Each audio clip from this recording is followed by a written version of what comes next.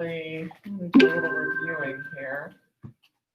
Okay, so we're going to review the communication process again and talk about it in terms of miscommunication, okay, like the communication barriers that we talked about yesterday.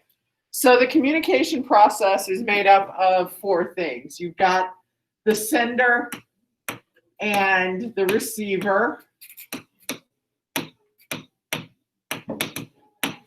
and you have the message and the response or feedback. Okay, now I didn't necessarily put them in order or in the cycle because I want to talk about them in terms of what can go wrong. All right, so we said yesterday, I don't know if you remember me using this term. I'm going to move you guys back a little bit. There we go. That the sender is going to encode the message. Maybe I should have done it this way. Okay, let's do it this way. Sorry about that. So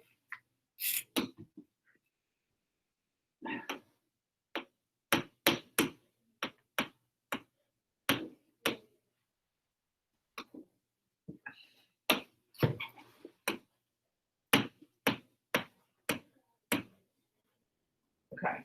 And then the receiver has to decode. Then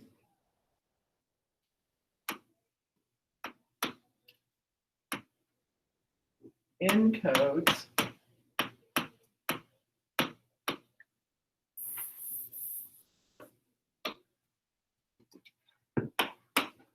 feedback.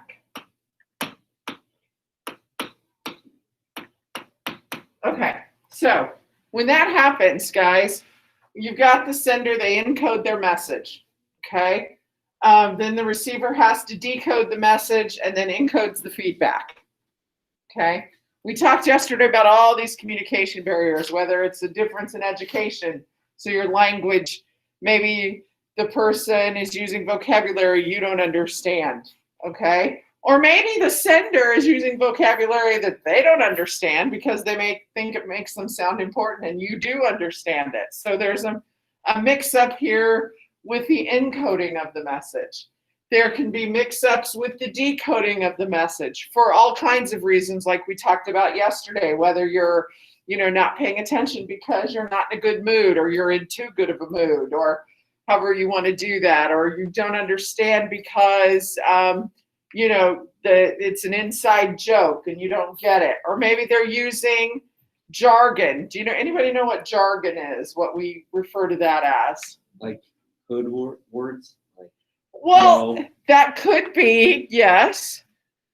That's part of it. That would be one example of jargon.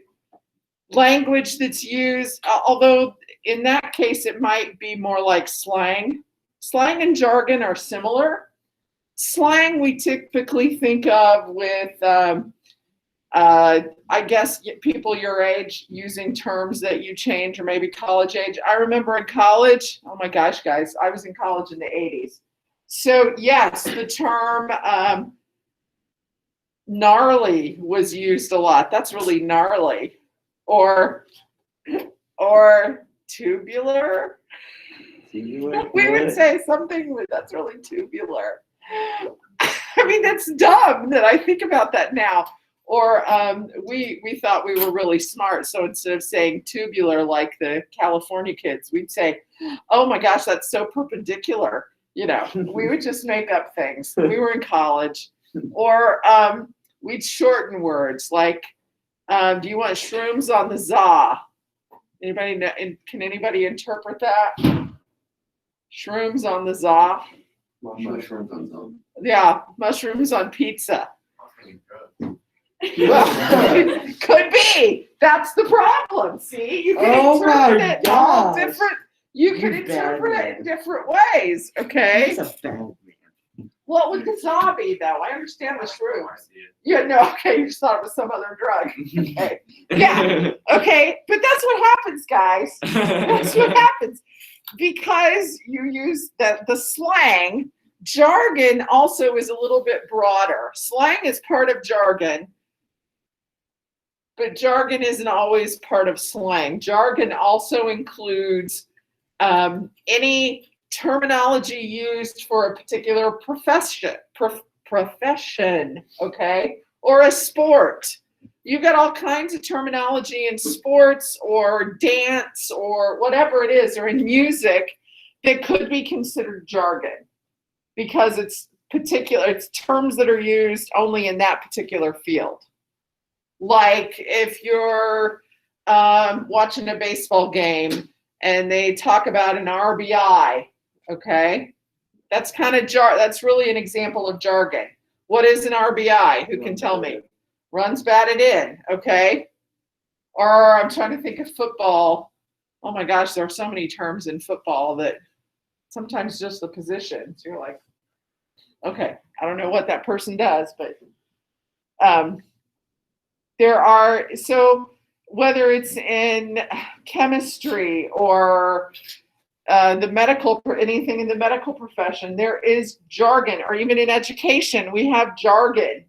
And they're the terms that are specific to that field that aren't used in other areas, or they might be used differently, okay? So jargon, slang, those things can cause communication problems.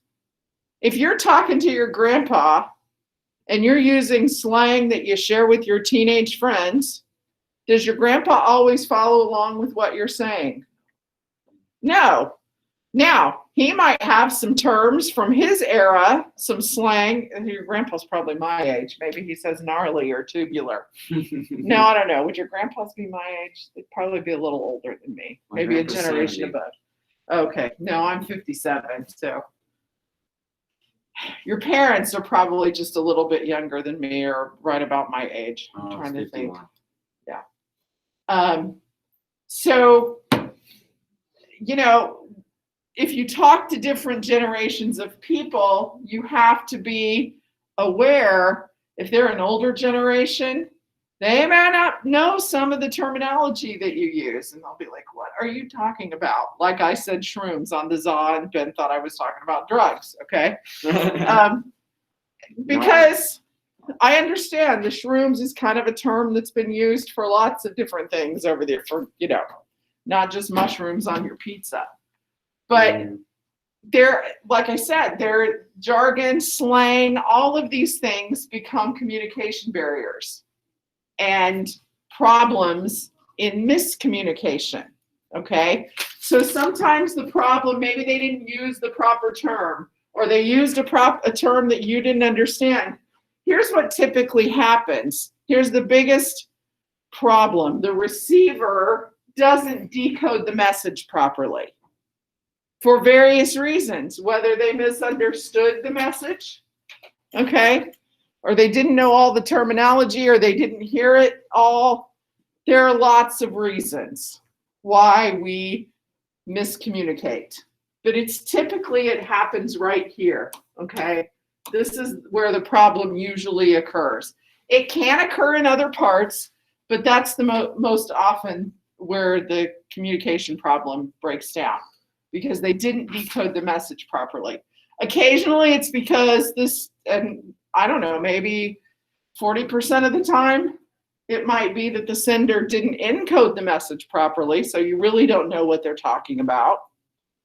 Or how about when you communicate through texts or messaging? How many of you do most of your communication that way? Okay, most of you do. That's what I figured. Instead of actually talking to people. What's one of the problems that you have? I'm not saying texting or messaging isn't great, because I'll be honest with you, I do that with my siblings. There are 4 of us that we just go right through and message each other all the time in a big group text. Okay, sometimes it annoys my brother because he's at work and his sisters are all going on about different things, but you know, but that's what happens. Okay, and it's a great way to send out a message all at once instead of making one phone call after the other. But what are some problems that occur with messaging? Hayden? Reading the message. What? Reading it wrong, like an attitude. Yes, there's no way to gauge their attitude. Like maybe your grandmother always writes in all caps. Typically you get a message from somebody in all caps and you think they're angry, right?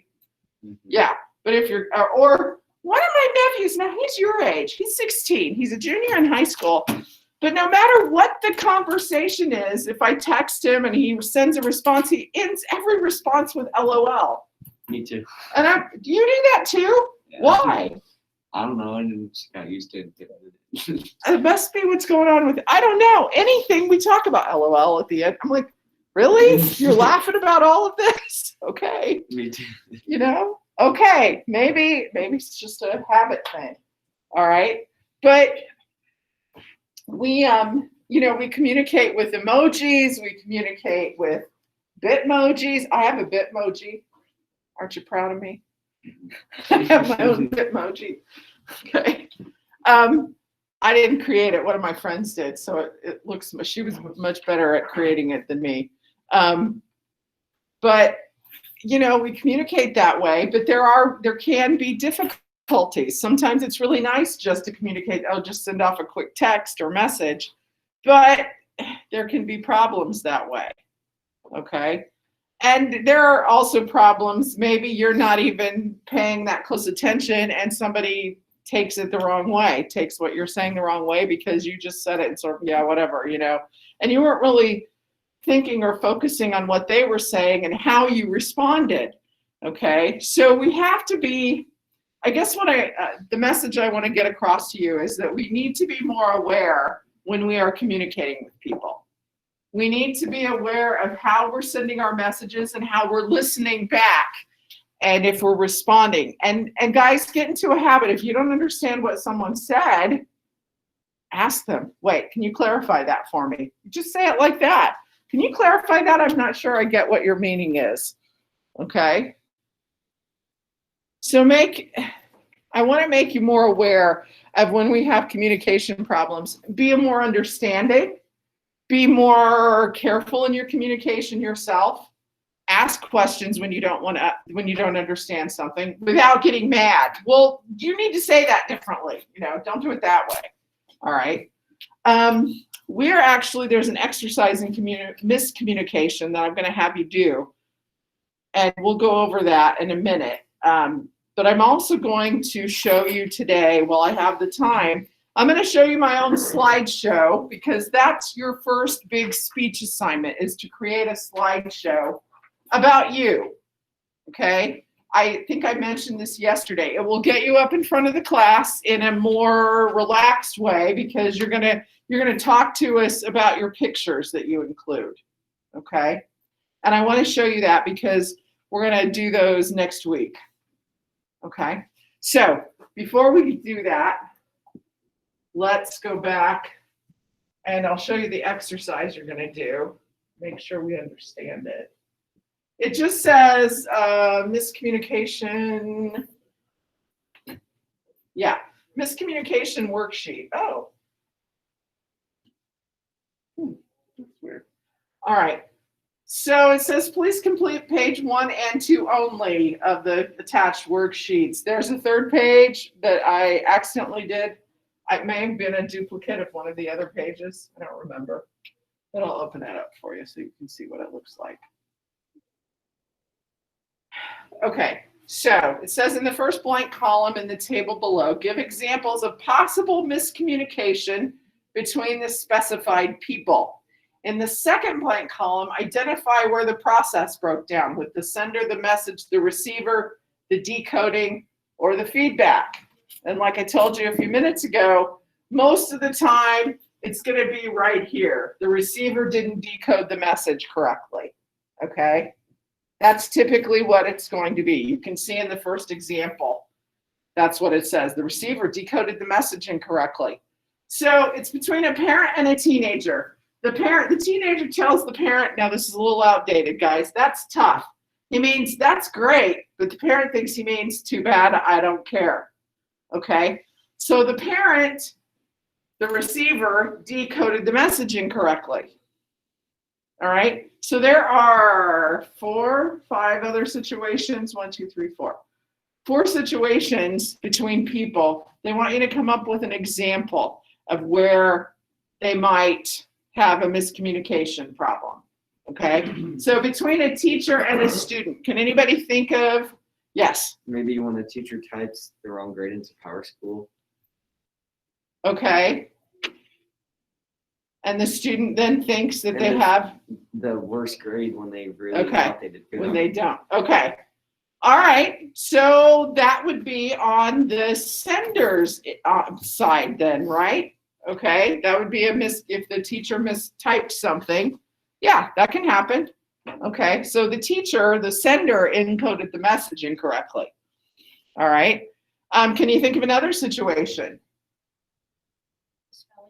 Misspelling? Spell something wrong, makes a person think you said something. Okay. That would work.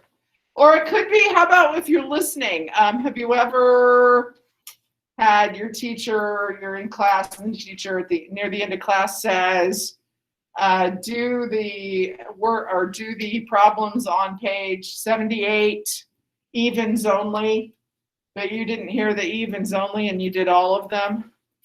Has that ever happened? Okay. So in that case, then the receiver decoded the message incorrectly. Okay. So there are different examples. There are different things that can happen. All right. What So was that come example up. again?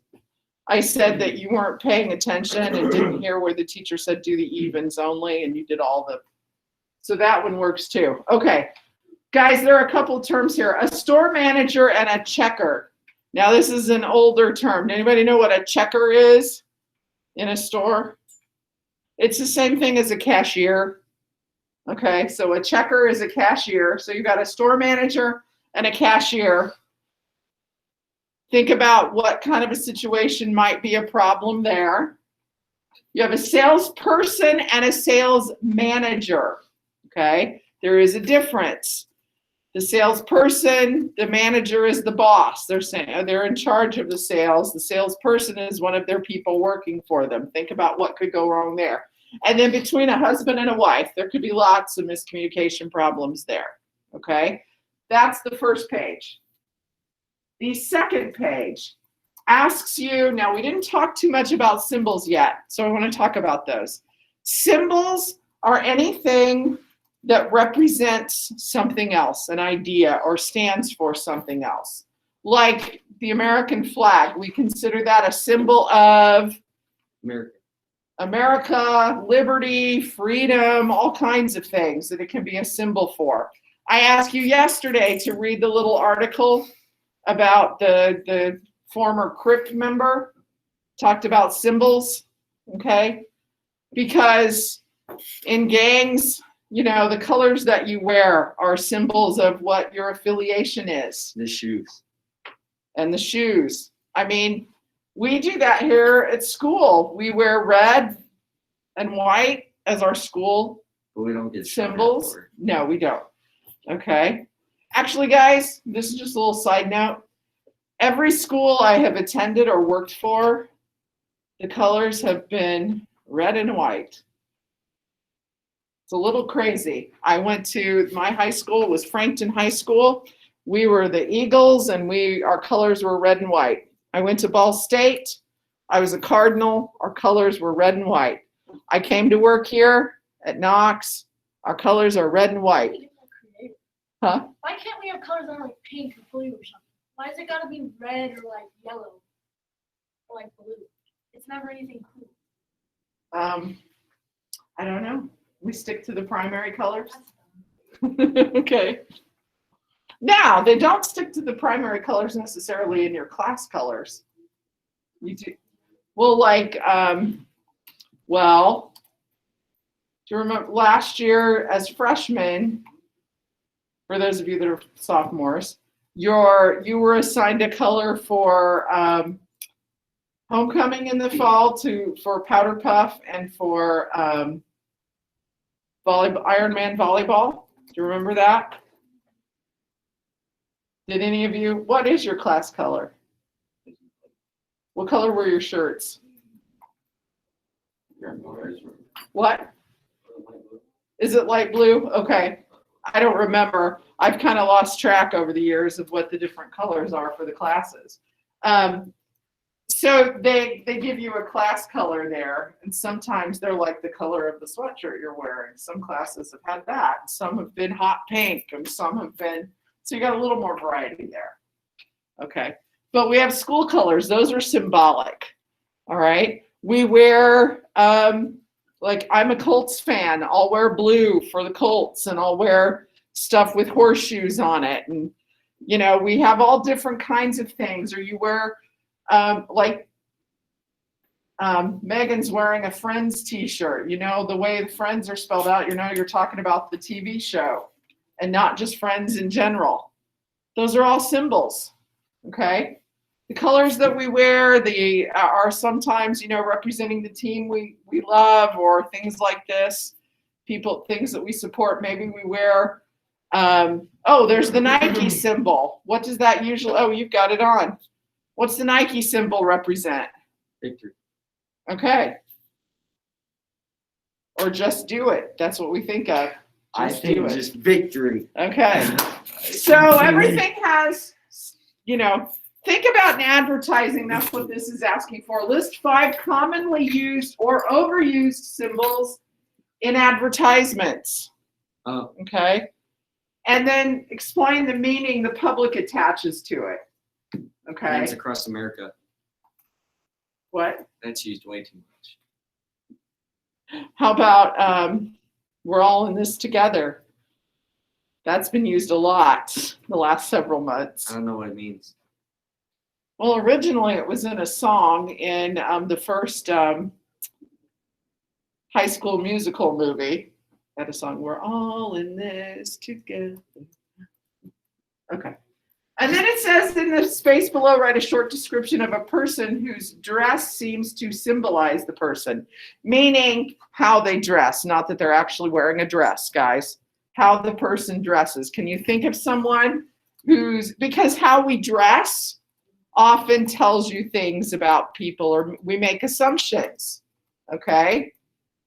Think about that. We make assumptions based on how people dress. We think they might be an athlete, or do we still describe people as preps? Is that term still used? Do we have to use it? Or they're emo, or they're goth? Yeah, could be anybody. When Yeah. Peter wears those swimming trunks when he's swimming, so I can show he's a swimmer. Okay. Fair enough. You know what I mean? Yes, but it's not like something that he wears around all the time. Guys, think about television shows and like especially some with, you know, how do athletes typically dress, or how does someone who we call them goth, how would they typically dress? Think about that, okay? And you can use that as an example. Then, guys, this is the one that you don't need to do. Okay, that's the page that you can ignore, that third page. Okay? Is this all we got? Yes. All right, do you understand? Symbols can also be like this, you know, or this. Victory, we would do this for victory. The arms raised up would often, huh? What? Do logos work too? Is that Yes, logos work. Yep. For the advertising part? Yeah. Okay, well, you work on that a little bit. I am going to pull up my slideshow to show you.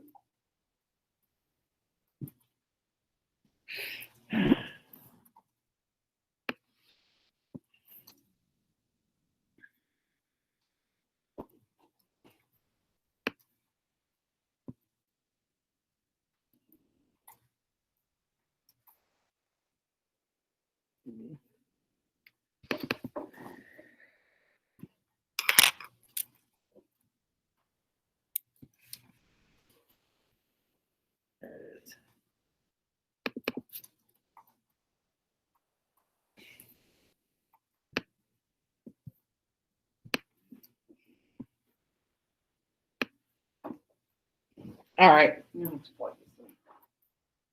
I don't think.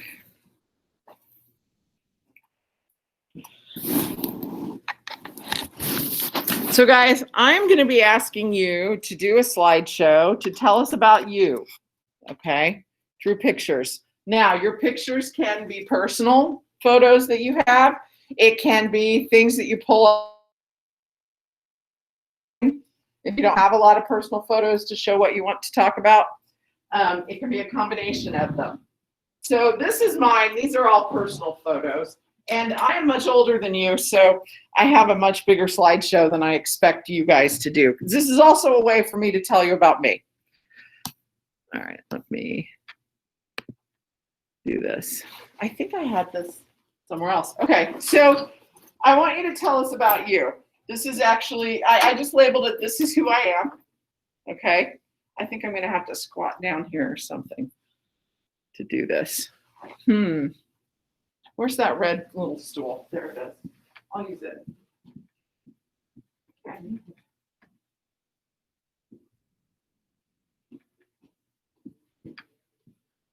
All right. This is me at 4. This was the first picture in a long time my parents had been able to get taken of me without me bawling my eyes out. Okay. All the other pictures, my sister's sitting there so pretty and smiling away, and I'm like, ah! You know, so it was bad. They finally got a good picture of me. So, all right, how's this work? There we go. So I divided this into 5 categories. That's what I would like you to do. So the first one I'm going to talk about is my family. These are my parents. They're older than they are in this picture. They're 80 and 80, almost 82 now. My mom's going to be 82 this month. My dad just turned 80 in September. And my dad's much thinner than that now. And my mother's hair is completely white now. But I'm the oldest of 5. I have 9 nieces and nephews. This is another picture of my mom and her dog, Yoda. We call him our other brother. My mother really loves that dog. This is a picture of my dad and my youngest nephew, Henry, who just turned 4. And he was naked from the waist up pretty much all day on New Year's Eve, apparently. I FaceTimed, and there he was running around shirtless. And these are me and my 4 siblings. I had said earlier there were 4 of us. That's because we lost one of my sisters. Yes. So there is no words you want us to write. It's just pictures. Just pictures. You can label it. Yeah. It's what you're. Yeah. You're just, like, I put some labels in place, but basically I want you to just put pictures in, and then talk and tell us about you from the pictures. Okay. So I'm the oldest of 5. A few years ago, my youngest sister here decided we needed t-shirts and to take a picture. So mine says I'm the oldest and the bossiest, which I probably am. And then right here below me is my sister Melissa. She's just a year younger. I don't remember a time when she wasn't there because, you know, I was only a year older than her. I don't remember when she was born. Yeah, she says, I'm the furthest away and I am the favorite. That's what we all agreed. And then up here next to me is my sister Julie. She says, I'm the middle child and I made my sister make my shirt, which is pretty much true. We lost my sister Julie 2.5 years ago. She and the 2 youngest both have heart conditions. They have a genetic heart disease. My mother has it too. Jessica, the youngest one, she was diagnosed with it as an infant. Her heart's enlarged. It's something called hypertrophic cardiomyopathy. And if you ever hear of a student athlete keeling over and they're gone, they usually do an autopsy and find that they also had this disease and were undiagnosed with it. But Julie was diagnosed in her 30s, and then her doctor wanted her to get a pacemaker defibrillator like our brother and youngest sister have, and she hadn't done it yet, and she had sudden cardiac arrest and died. I'll talk about that. So, and then my brother, he's number 4, and he says, I'm the only boy, I have 4 sisters, help, you know, because that's pretty much true. He grew up with 4 sisters. And Jessica is the youngest. She says she's the youngest and the funniest. That's what she thinks. But Jess is 15 years younger than me. She's my baby sister. There's a 15-year gap. Jason's 12 years younger. Julie was 10 years younger than me, and then Melissa's just a year younger. And this is another picture of us out on our parents' front porch. And this is a picture of the family from a few years ago. The two little boys weren't born yet. And these kids along here are much older now than they were. So I'll show you some pictures of them. This is another picture when my nephew Luke was born. He was number 3 in the nieces and nephews. And this is a picture of all my nieces and nephews, the 9 of them. Up at the top is my nephew Ian, and that's his brother Luke. Ian is 20, he'll be 21 in April, and Luke will be 17 in May. Sarah is actually the oldest. She's here in the middle. She's going to be 21 this month. And then her sister is 15. She's right over here. That's Callie. You can just see her face over one of the kids' shoulders. And then next is Bryce. He's over here. He's the oldest of my brother's kids. He'll be 14. And then let's see, where's the next one? Grace, she's 10. She lives in Michigan. She belongs to my youngest sister. She's adopted because my sister, with her heart condition, the youngest one, she had trouble having children. And so they were doing foster kids, and then they adopted Grace. They got to take her home from the hospital because her birth mother picked my sister and her husband to adopt her. So they've had her since the day she was born. And then her little brother is sitting here on my niece Sarah's lap. That's Henry. My sister actually did end up being able to carry a child to term. And so we got Henry, the goofball, in the sunglasses. And then Evelyn is in the middle here. She's 9. She is the younger sister of Bryce. And then that's their baby brother, Sam, who is also, my brother said when Sam started kindergarten this year that it's a good week because Sam never took his pants off in school. So, because as soon as he gets home from school, apparently he takes the pants off and is just in a t-shirt and underpants. So yeah, my brother and his wife were just happy that he wasn't doing that at school. That's how silly he is. This is a picture of Henry again, the youngest one, and his little mustache pacifier when he was a baby. And these are the oldest and the youngest of my nieces and nephews. This is a picture of at Christmas a couple of years ago, or the year before at Thanksgiving, we made cookies. And this is my oldest nephew, Ian, driving my parents' pontoon out on Bass Lake because my parents keep their pontoon up here in the summer. Do you like the pontoon? Yeah, it's nice. And Sam and Evelyn, I think we're at a hog or goat show. I don't know if I have this many pictures. No, I said, and this is when Ian graduated. Now his mother, he and Luke, they belonged to my sister who passed away, and she had died 2 days after he turned 18 and about a month before he graduated from high school. But that's his dad and his little brother. His little what? They have a gun behind it. Yeah, they like to hunt and everything. Yeah. His little brother Luke in the reddish shirt is now 6'4", something like that. 6'4". Wow. Yeah, Ian's about 6 foot, and their dad's about 6'2", but Luke just kept growing. I don't think he stopped yet. Yeah, and that's me and my sister Julie that we lost. We used to travel together. We'd go see our other sisters either in Michigan or Maryland, and that was a picture we took on one of our trips. And travel is another category I have. This is my dad. He wasn't, I don't know if he was 30 yet. He would have been 30 because I think I was 9 there. And so that's me and my sister Melissa. They only had 2 of us at the time. We were in the Smoky Mountains. And this was our first trip to Disney World. I'm the one in red. And that's one of our cousins with us. And then my sister again. It was the first year Disney World was open. It opened in October of 71, and we went in June of 72. And another trip out west, we were with my aunt and uncle and some of my cousins. And we like to take family trips. This is another trip to the Smoky Mountains. We've rented houses the last couple of times we've gone. It has to be fun. It was. It really was. The last one we went was my parents' Holy crap, 50th that's anniversary. This is in Glacier National Park. And this started all because of a student who gave a speech. Her family had been to Glacier, and she showed pictures of it in her speech. And I'm like, oh my gosh, that's gorgeous. I want to go there. We did not swim in there. It was too cold. But I told some friends, because I've been out west and seen the Grand Canyon, things like that, but I'd never been to Glacier National Park. And I said something to some friends and like, yeah, we want to go too. And so we ended up, my parents decided they wanted to go.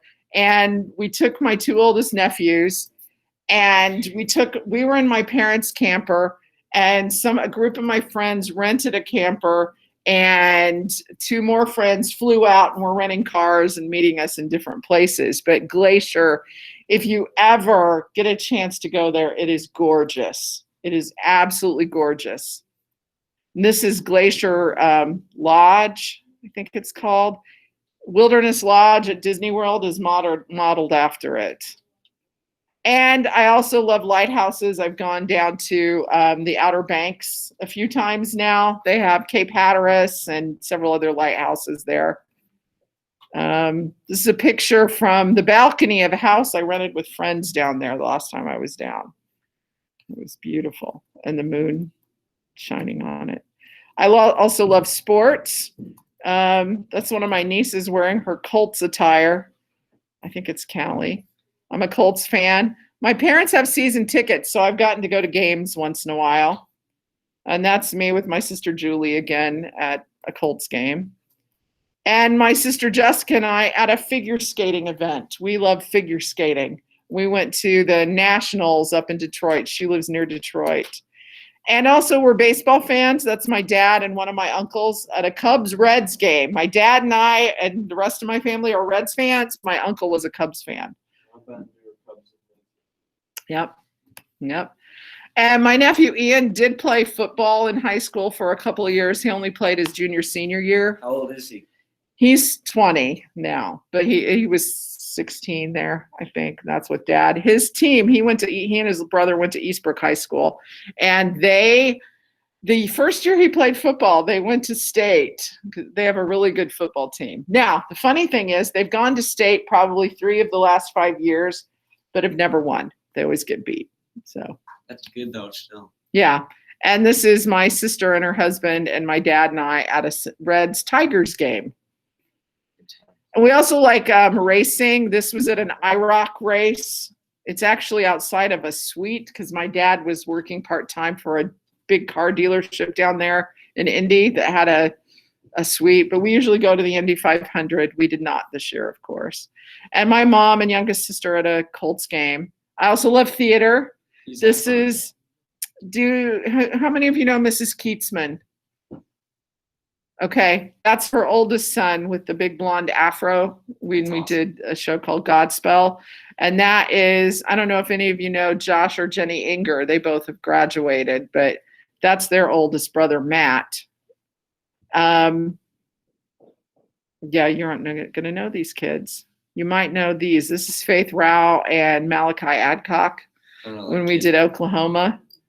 This is a group of seniors the year we did The Crucible. And this is a group, the cast of, what was this show?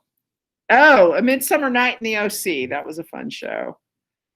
And this is from, Once Upon a Mattress. And this was from a couple years ago when we did You Can't Take It With You. And that's from The Little Mermaid. And then the last category I had were friends. And this is a group of my friends from college. We'd gotten together after several years at somebody's house. How long do you want us to? Yours does not need, this is also friends that I'd traveled with. So yours does not need to be this long. I would like you to have 5 categories. So you have a minimum of 5 slides. Now we're not going to present these. You could do it like I did, friends, family, sports, or your favorite things.